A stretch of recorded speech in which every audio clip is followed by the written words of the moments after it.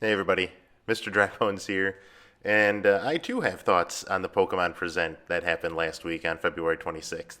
We got two new Pokemon games and we got more information on new Pokemon Snap, and I have thoughts on all three of them, and I really would like to offer up that, my thoughts as well, because everybody else is doing it and I just want to be popular.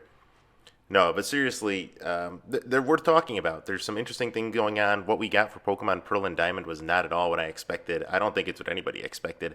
And Pokemon Arceus Legends really came out of nowhere, but I have thoughts on that one too. I'm going to go through each of them as they were revealed. So without further ado, let's go ahead and start talking about new Pokemon Snap.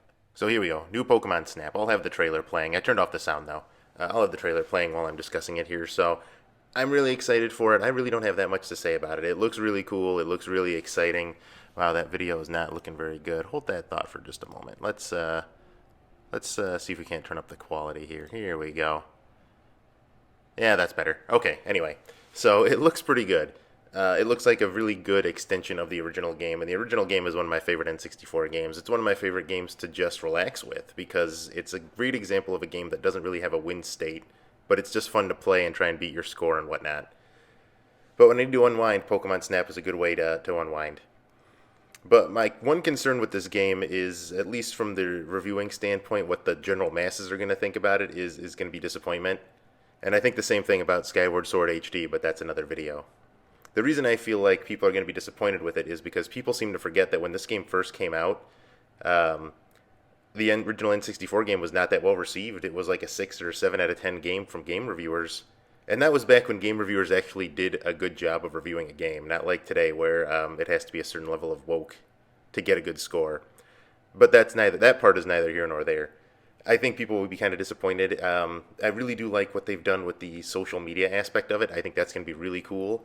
And I'm hoping you're able to copy your pictures to your SD card so you can print them out, because I would actually like to print out some of my pictures. I think it'll be really fun.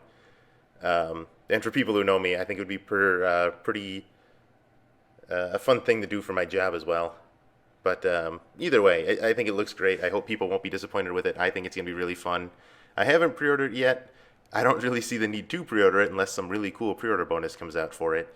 But I'm definitely going to get it. And if you're on, if you watch my Twitch channel, I'll be streaming it. So come check that out. It'll be really neat. All right, let's go ahead and move on to the Pearl and Diamond remakes. Boop. And here we go. All right, the Pearl and Diamond remakes. So yeah, nobody was expecting the game to look. Wait a minute, let me get to. Here we go. Nobody was expecting it to look like that. I'll be honest with you. As a troll, I was telling people, "Oh yeah, it's definitely going to happen." I mean, everybody knew it was going to happen, but I assumed it was going to be like "Let's Go Diamond and Pearl," and they were just gonna, make everybody mad, because the people who are most vocal about it are the people who are really mad that it wasn't. Oh, it's not like Sword and Shield.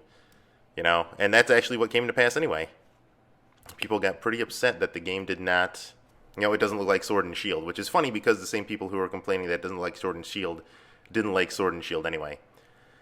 But, whatever. I think it looks good. I'm down for a classic Pokemon game. I still play the original Red and Blue now and then. I'm actually in the middle of a Pokemon Blue playthrough. I might actually restart it and choose a Squirtle instead of Venusaur, but, eh.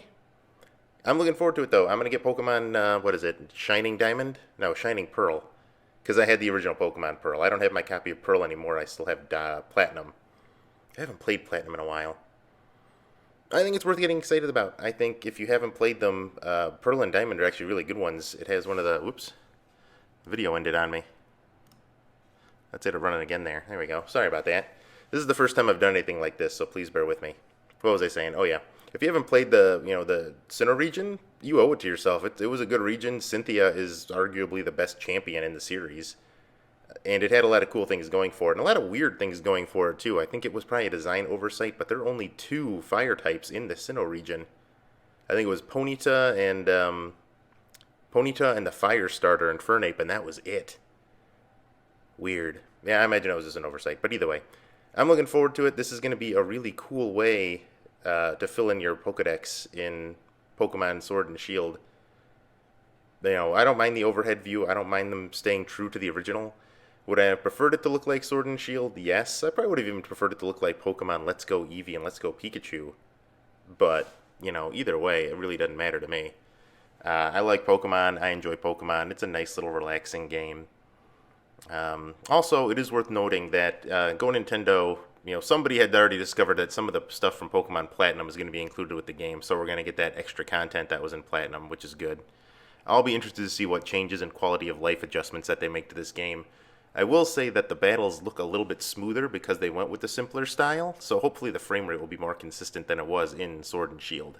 That was one thing that I did notice. It wasn't terrible. I never really, broke my immersion in the game, but I know that's going to be important to some people, so I wouldn't be too critical with it. If you like Pokemon, you like the classic Pokemon style, I don't see what's there to be upset about. But enough about that. Let's talk about the real big surprise, which was the Arceus reveal. So let's take a look at that.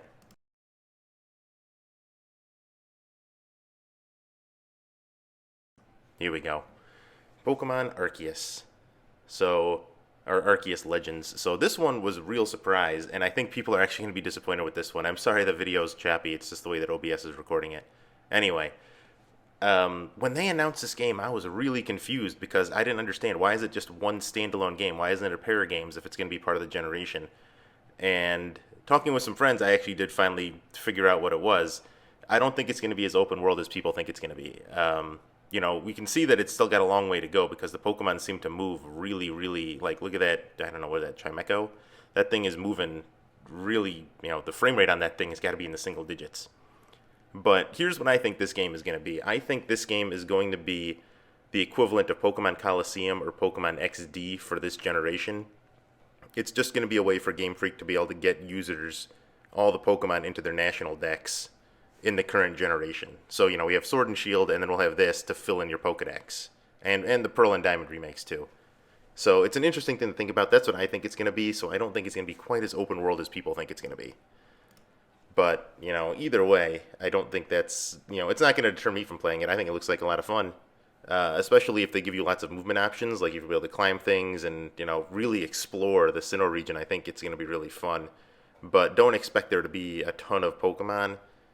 And like I said, don't expect it to be more than just a way to fill your Pokedex in the long run anyway. I'm sure it'll be really fun. I actually really like Pokemon XD. I played that game for the first time last year, around this time last year, and I really enjoyed it. It's probably the hardest Pokemon game I've played, though, because you're so limited on the Pokemon you can use.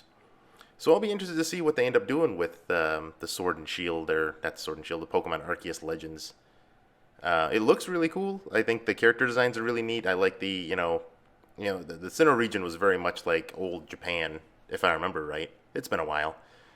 But I think it's going to be really fun. But yeah, that's my thoughts on the three games. I know it wasn't terribly, earth-shattering in any of it, but I think the Arceus Legends is going to be the biggest surprise that we're going to get. But I do think that it's going to be a more compact experience than people think. I don't think we're going to be exploring all of the Pokemon Sinnoh region in full 3D. I think that would have taken Game Freak way too much time. So that's it. That was the Pokemon Presents. I thought it was all really cool. I hope you did too. I'd like to hear your thoughts about it. I'd like to hear what you think about my thoughts about it too. So, hey, thank you very much for watching, and I guess I'll see you next game. See you next time, everybody.